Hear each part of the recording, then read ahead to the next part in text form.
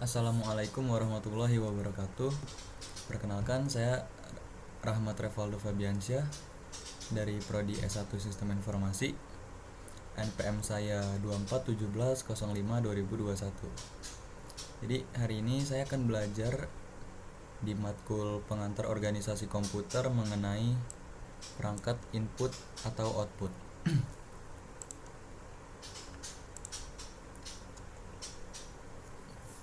Sistem komputer memiliki 3 komponen utama: CPU, memori, dan input-output seperti ini. Oh ya, sebelumnya tuh udah belajar mengenai CPU dan memori. Jadi hari ini saya akan belajar mengenai input dan output. Input dan output merupakan salah satu komponen dari komputer. Yang lain tuh ada CPU dan memori yang kemarin udah dipelajarin.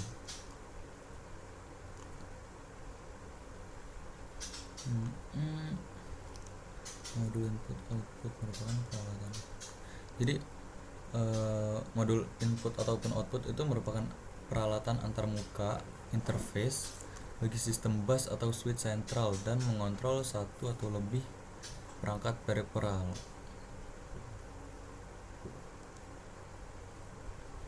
Coba tolong jelaskan itu input output.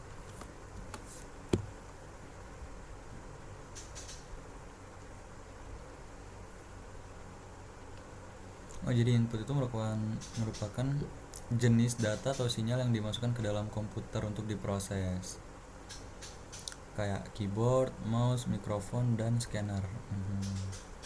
Sedangkan output itu hasil dari proses data yang dikirim oleh komputer ke perangkat luar untuk dilihat, dengar, atau digunakan, kayak monitor, printer, speaker, proyektor.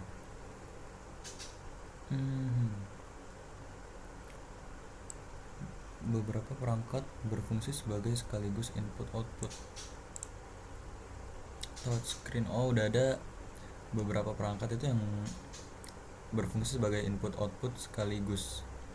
Kayak touchscreen, dia bertindak sebagai input melalui sentuhan dan output menampilkan informasi visual.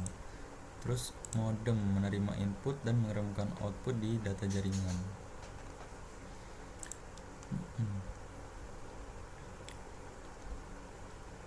Modul input output tidak hanya sekedar modul. Jadi input output itu juga sebagai perantara yang melakukan fungsi komunikasi antara periferal dan bus komputer. Ada beberapa alasan kenapa piranti-piranti tidak langsung dihubungkan dengan bus. Bervariasinya metode operasi piranti periferal sehingga tidak praktis apabila sistem komputer harus menangani berbagai macam sistem operasi piranti periferal tersebut. Kecepatan transfer data lebih lambat daripada laju transfer data pada CPU ataupun memori. Format data juga berbeda dengan CPU, sehingga perlu modul untuk menselaraskannya. Nah, dari alasan ini nih, modul input output memiliki dua buah fungsi utama: sebagai piranti antarmuka ke CPU dan memori melalui bus sistem, terus sebagai piranti antarmuka dengan peralatan periferal lainnya yang menggunakan link data tertentu. Sistem masukan dan keluaran komputer. Gimana modulnya?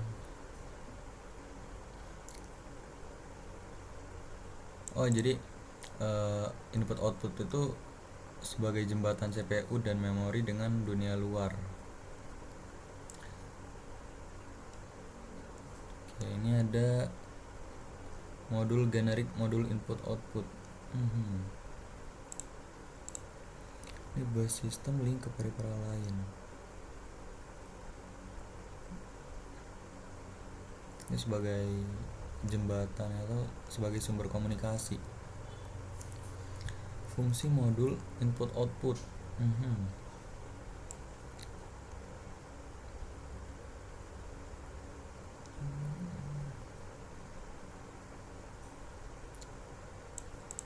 Jadi modul input output ini juga suatu komponen dalam komputer yang bertanggung jawab atas pengontrolan dan bertanggung jawab dalam pertukaran data antara perangkat luar tersebut dengan memori utama ataupun dengan register CPU. Dalam mewujudkan hal ini diperlukan antara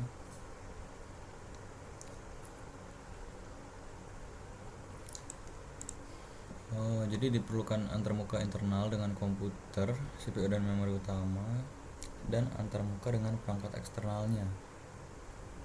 Fungsi dalam menjalankan tugas itu ada kontrol dan pewaktuan, komunikasi CPU, komunikasi perangkat eksternal, pembufferan data, dan deteksi kesalahan.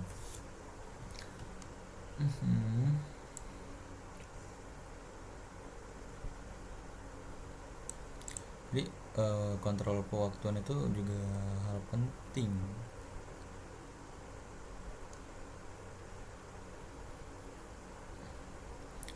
Dia itu sebagai apa nih?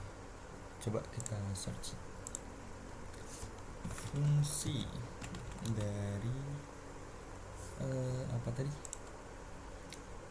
Kontrol dan pewaktuan. Pewaktuan dalam modul input output. Modul input output.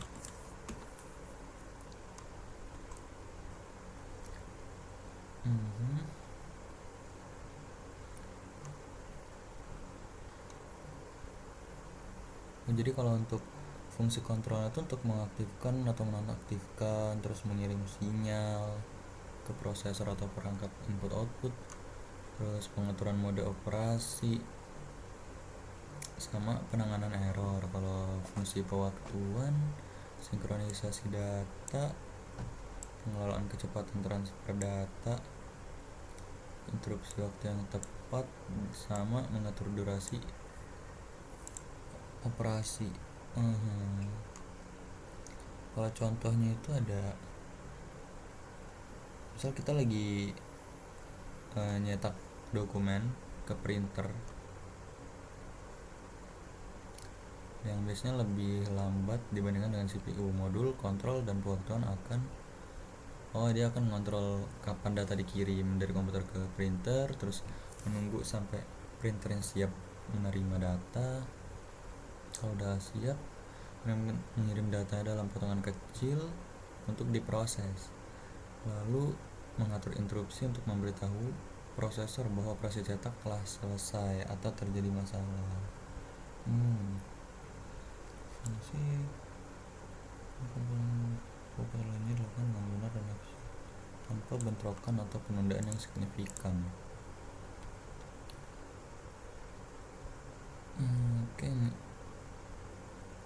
Ini sama aja ya. Ini apa nih? Contoh kontrol pemindahan data dari peripheral ke CPU melalui modul input output. Yang pertama, permintaan dan pemeriksaan, terus modul memberi jawaban, terus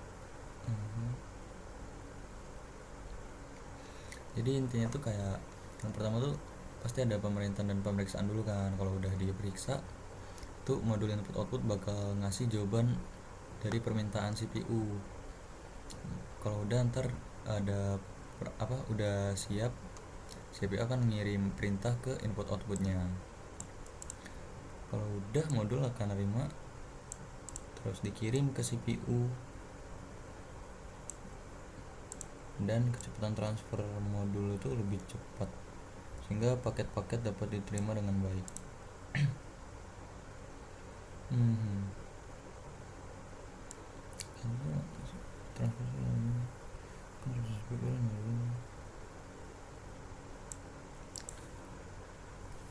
apa nih, transfer data tidak akan lepas dari penggunaan sistem bus.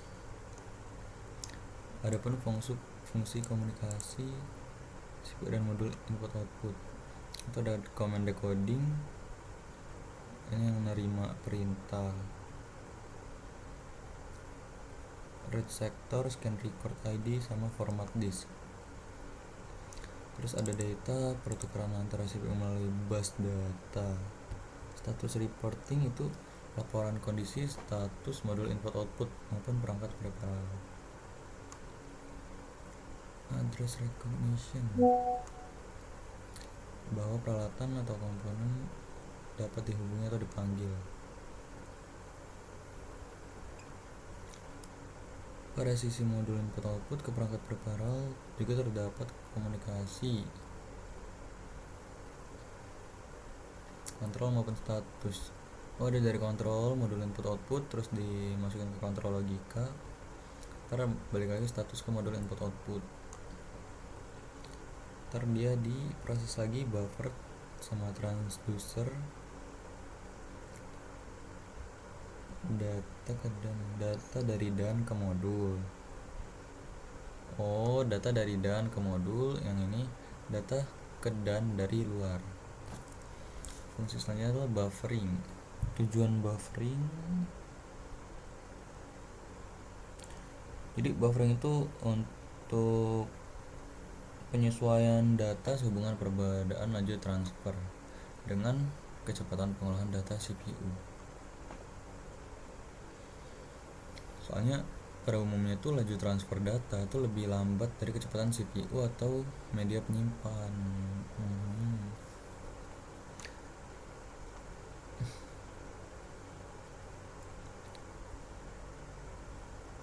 Fungsi lainnya itu ada, misal ada proses yang tidak dapat dijalankan, modul input output akan melaporkan kesalahan. Misal informasinya ini dalam printer ya, kertas tergulung, tinta habis, kertas habis, dan lain-lain.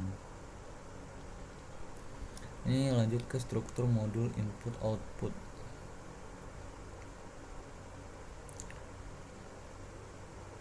Antar muka ke bus system, antar muka ke peripheral. Antar muka modul input output ke CPU melalui bus system, data, alamat, dan saluran kontrol. Ini yang ke bus system yang ini, jadi ada 3 saluran data, saluran alamat, dan kontrol. Bagian terpenting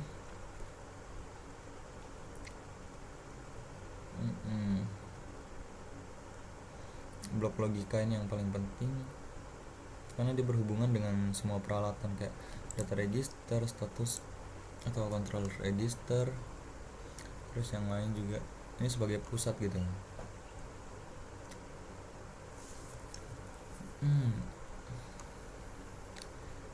Teknik terdapat interrupt driven. Jadi ada 3 teknik dalam operasi input output, itu input output terprogram, interrupt driven, sama DMA, direct memory access. Ketiganya ada keunggulan dan kelemahan. Ini ada input output terprogram. Coba kita tanya di sini apa saja 3 teknik input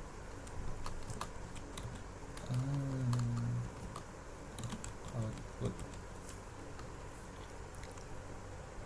Ini kenapa ada biru-biru nih? Iya, dia benar ya. Ada program, input output di program. Di sini lebih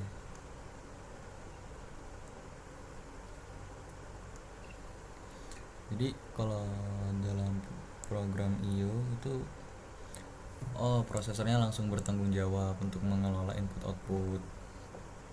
Prosesor juga akan mantau terus gitu kan. Kelebihannya sendiri itu ada relatif mudah diimplementasikan, Terus juga cocok untuk sistem dengan beban ringan. Kalau kekurangannya itu prosesor terbebani karena harus terus memeriksa status perangkat. Efisiensi rendah karena prosesor harus menunggu perangkat yang biasanya lebih lambat dari prosesor. Jadi kurang efektif, kurang efisien.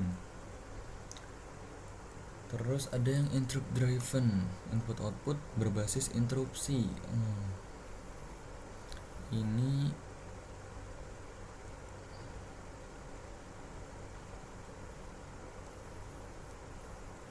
jadi kalau interrupt driven ini kalau yang sebelum itu kan prosesor terus mantau, kalau yang ini enggak, dia bakal ngasih sinyal interupsi kepada prosesor kalau udah siap ngirim atau nerima data. Jadi prosesornya tuh nggak harus terpaku sama program tadi, dia bisa untuk tugas lain gitu. Kelebihannya mengurangi beban prosesor, terus meningkatkan efisiensi sistem secara keseluruhan. Kalau kekurangannya sendiri itu sistem lebih kompleks. Terus jika banyak interupsi bisa menyebabkan penurunan kinerja. Dan yang terakhir itu ada direct memory access, teknik paling efisien.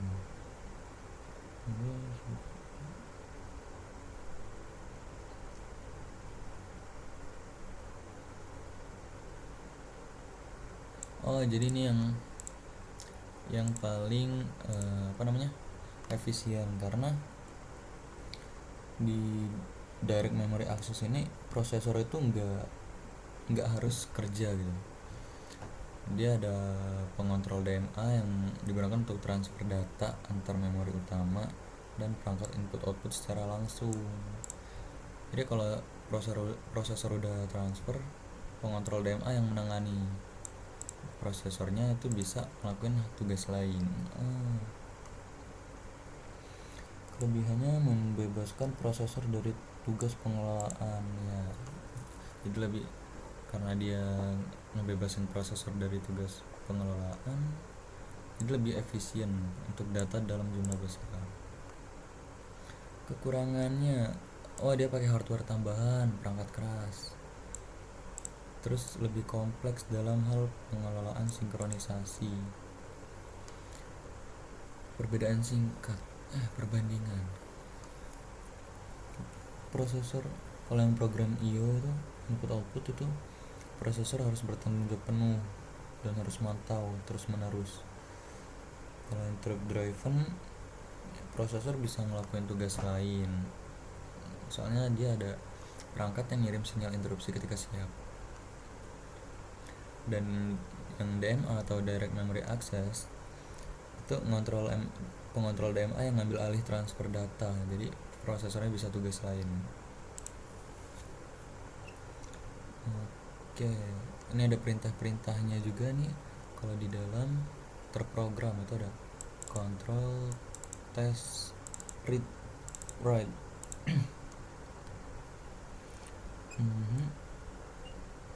Memory map sama isolated. Jadi ada dua implementasi dalam terprogram, memory map sama isolated.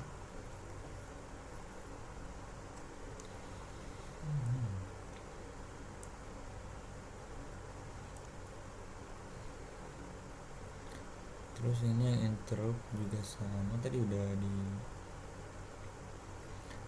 Oke, kalau ini pengalahan interupsi.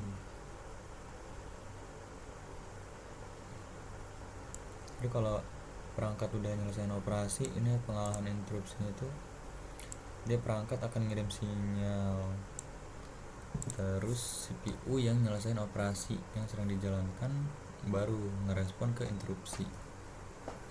CPU memeriksa interupsi tersebut, kalau valid CPU bakal ngirim sinyal acknowledgement ke perangkat input output untuk menghentikan interupsinya. Baru dari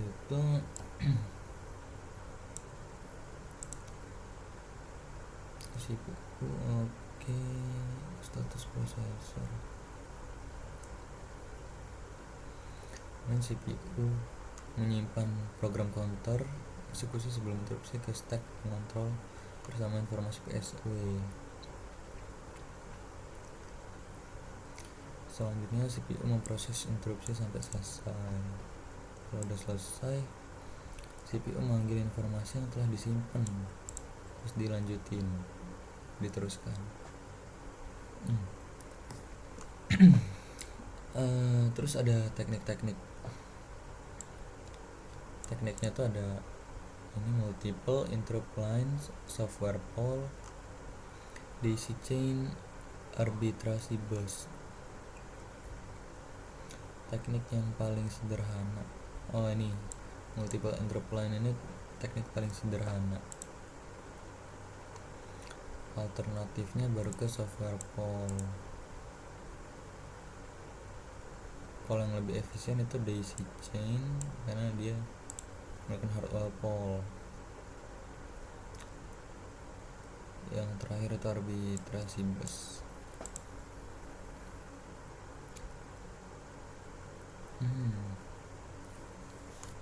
Ini apa nih? Pengontrol Intel 825/9A.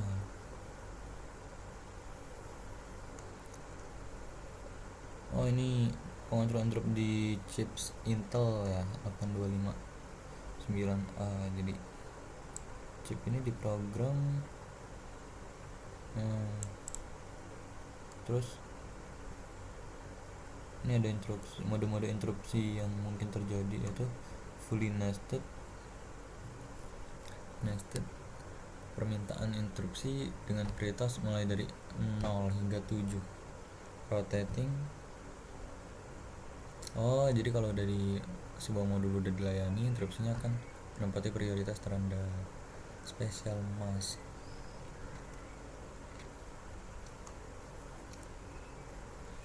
Kayak gini, dia misal ini IR1 dijalani, dia prioritas terendah tuh, dia di 0. Terus yang ini juga IR1 juga. Nah ini udah diambil, jadi ini nerusin ke sini.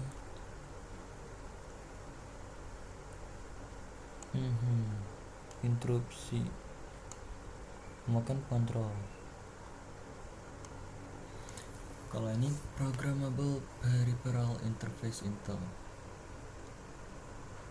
menggunakan input output terprogram dan interrupt driven IO.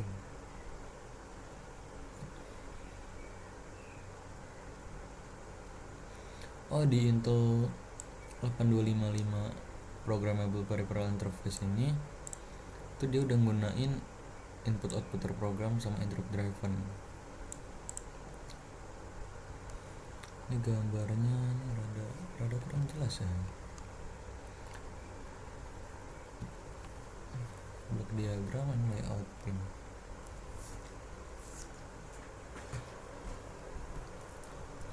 Bagian kanan 24 saluran antar muka luar, 8 bit port A, 8 bit port B, 4 bit port CA, 4 bit port CB. 8 kali 3 24. Dia ada yang 4 bitnya itu 2 CA CB.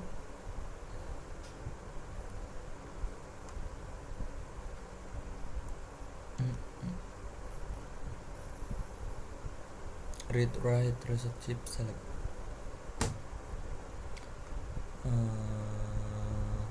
Bagian kiri. Jadi di control logic ini ada kontrol yang terdiri atas saluran chip, select, read, write, dan reset. Ini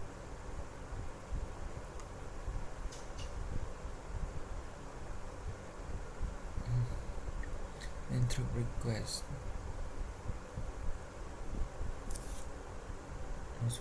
port masukan, Satu dua tiga empat nama shift control.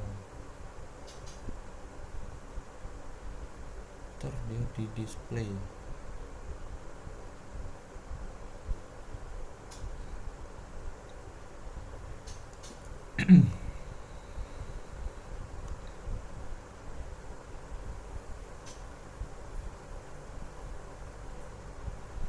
Ini backspace, clear, terus direct. Teknik yang dijelaskan sebelumnya itu tentang neutral program dan interrupt driven. Oh, yang ini masih melibatkan CPU secara langsung. Ini berimplikasi pada kelajuan yang tergantung pada kecepatan operasi CPU, terus kerja CPU terganggu. Ini yang DMA, dia nggak pakai CPU lagi karena dia udah ngatur sendiri gitu.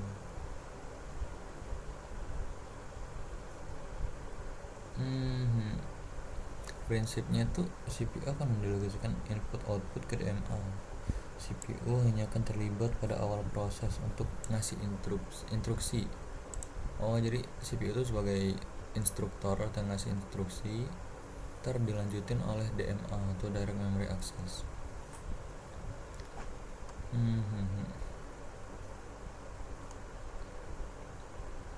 Prosesor ngasih instruksi ke sini ke Direct Memory Access, terus input outputnya bakal di handle sama Direct Memory Access. Ini juga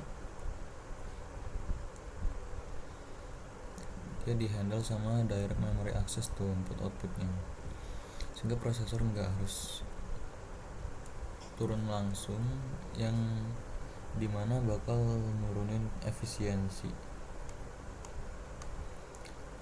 Lalu itu ada perangkat eksternal. Coba kita search juga di sini. Perangkat eksternal input dan output.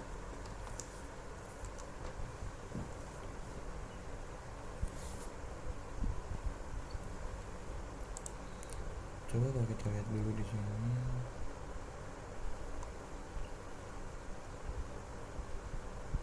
Mesin komputer akan memiliki nilai apabila bisa berinteraksi dengan dunia luar.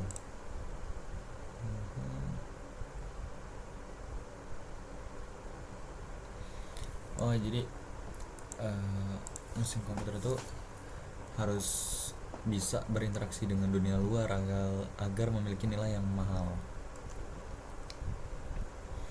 Nah, untuk berinteraksi dengan dunia luar, kita perlu ngasih instruksi ke CPU-nya untuk melakukan suatu operasi.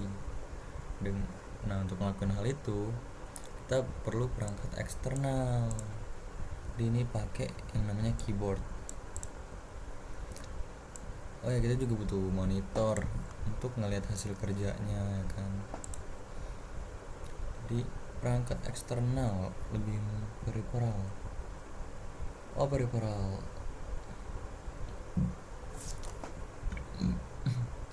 Jadi perangkat eksternal itu tersambung dalam sistem CPU melalui perangkat pengendalinya, yaitu modul input output. Terus jadi secara umum ada tiga kategori tentang perangkat eksternal, yaitu human readable. Jadi ini yang bisa berhubungan langsung dengan manusia, kayak monitor, keyboard, mouse, printer, joystick, disk drive. Terus ada machine readable, itu perangkat yang berhubungan dengan peralatan. Oh, ini kayak modul sensor, transducer untuk monitoring dan kontrol suatu peralatan atau sistem. Dan selanjutnya itu communication, yang berhubungan komunikasi jarak jauh, misalnya NIC dan modem, network interface card. Pengklasifikasiannya juga berdasar arah data.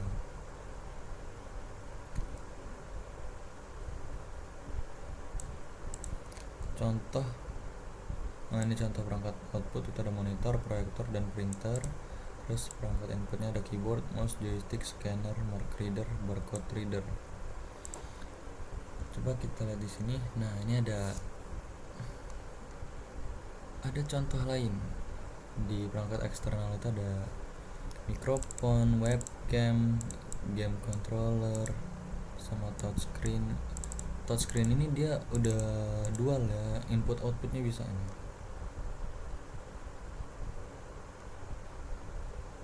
Input dan output itu udah tergabung di touchscreen nih.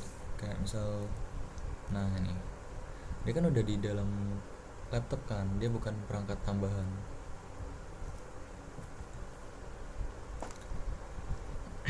Terus kalau eksternal headset, oh iya headset. Jadi kalau kita pakai headset tuh lagunya keluar di headset kalau kita colokin.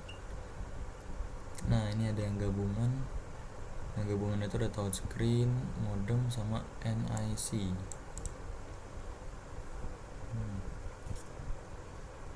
Perangkat eksternal ini memungkinkan interaksi antara komputer dengan pengguna serta lingkungan eksternalnya. Jadi input output ini penting ya kalau dari yang saya pelajari, karena dia sebagai jalur atau jembatan untuk komunikasi antara sistem sama manusia. Jadi manusia itu menggunakan perangkat input outputnya kayak keyboard nih. Jadi ketika kita pengen mengetikkan sesuatu, jadi kita ketik di keyboardnya tuh misalnya nama saya Revaldo, tuh dia bakal keluar. Oke. Jadi sebagai jembatan untuk komunikasi gitu ya.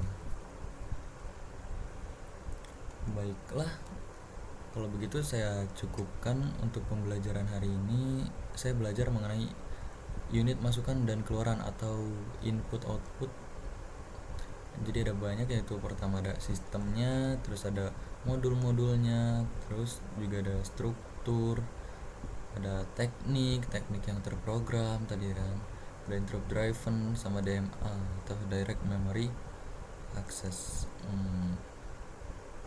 Terus ada contohnya, ini contoh pemakaian pengontrol interupsi di Intel 855 9A pada Intel 8086 nih prosesornya. Juga ada, terus ini interface keyboard dan display dengan Intel 8255A. Ini DMA tadi, direct memory access, yang dimana lebih simple karena di DMA ini kita nggak harus melibatkan prosesor. Jadi prosesor itu hanya untuk memberi instruksi, sisanya dikontrol langsung dari DMA. Dan terakhir itu perangkatnya, yang kayak tadi tuh perangkat input itu misalnya keyboard, mouse gitu kan, joystick. Terus ada outputnya itu monitor, ada printer, proyektor, speaker.